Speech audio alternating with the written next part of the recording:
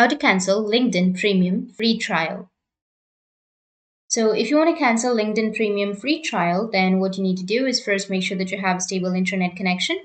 After that, you just need to simply open up your browser. On your browser, search for LinkedIn, go and log into your account.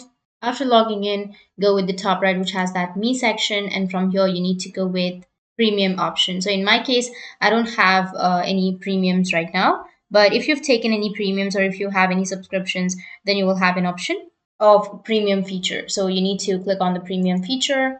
Once you click on the premium feature, you can go with manage subscriptions. And once you click on manage subscriptions, you will have your purchases and your transactions.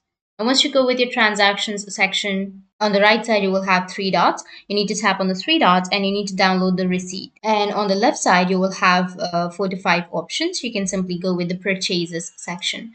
Once you go with the purchases section, you will have active and expired subscriptions. So under active subscriptions, you will have your free trial. You can just simply click on your trial that you're using, and then you will have cancel subscription. You'll be able to cancel your subscription.